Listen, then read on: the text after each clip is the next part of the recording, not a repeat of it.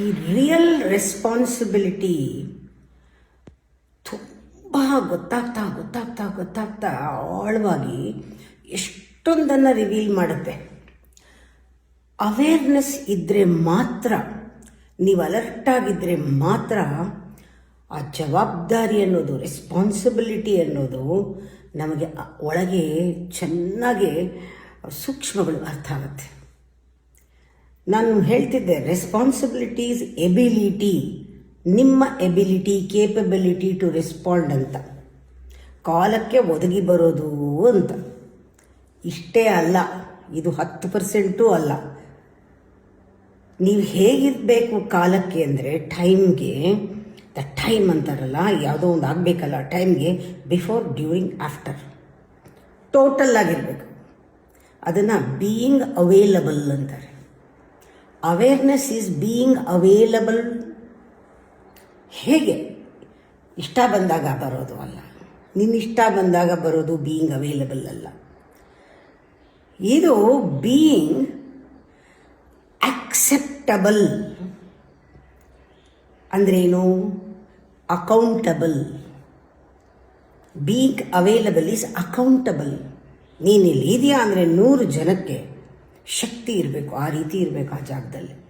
ಒಂದು ಜವಾಬ್ದಾರಿ, ನಾನು ಅದನ್ನು ನಂದು ಅಂತ ಒಪ್ಕೊಂಡ್ಮೇಲೆ, ಕಮಿಟ್ ಆದಮೇಲೆ ಐ ಆಮ್ ಅಕೌಂಟಬಲ್, ಆ ಟೈಮ್ಗೆ ಅಕೌಂಟಬಲ್.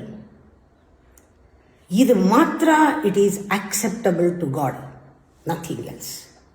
ಕಾಲಭೈರವ ಸುಮ್ಮನೆ ಬಿಡೋದಿಲ್ಲ. This is called irresponsibility. ಒಪ್ಕೊಂಡಿರೋದು ಅರಿವೇ ಇಲ್ಲ. ನಾನು ಇದನ್ನು ಒಪ್ಕೊಂಡಿದ್ದೀನಿ, ನಾನು ಇದನ್ನು ಸಂಕಲ್ಪ ತೊಗೊಂಡಿದ್ದೀನಿ, ಪ್ರಾಮಿಸ್ ಮಾಡಿದ್ದೀನಿ.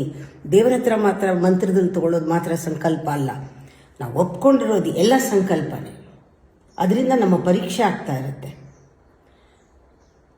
ನಾವು ಮರ್ತು ಬಿಡ್ತೀವಿ, ಮರ್ತೋಯ್ತು, ಅರಿವಿಲ್ಲ. ಇಲ್ಲಿದ್ದರೂ ಇಲ್ಲಿಲ್ಲ, ಈ ಟೈಮ್ನಲ್ಲಿ ಅಲ್ಲಿದ್ದರೂ ಅಲ್ಲಿಲ್ಲ. ನೀವು ಆಬ್ಸೆಂಟ್ ಪೂರ್ತಿ. ಇಷ್ಟ ಬಂದಾಗ ಬರೋದು, ಕಷ್ಟ ಆದಾಗ ಬಿಟ್ಟು ಹೋಗೋದು.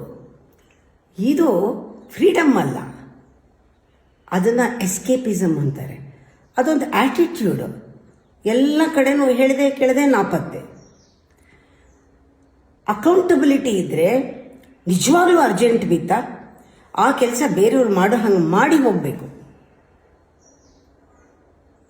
ಇದು ನಿಜವಾಗ್ಲೂ ಅಕೌಂಟಬಿಲಿಟಿ ಎಷ್ಟು ಮುಖ್ಯ ಅಂದರೆ, ಅಲ್ಲಿ 100% ಅಟೆನ್ಷನ್ ಇರುತ್ತೆ.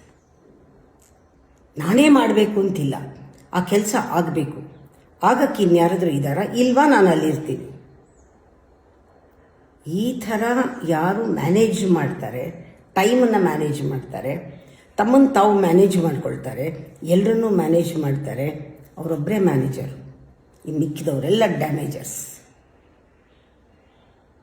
ಇರೆಸ್ಪಾನ್ಸಿಬಿಲಿಟಿ ಈಸ್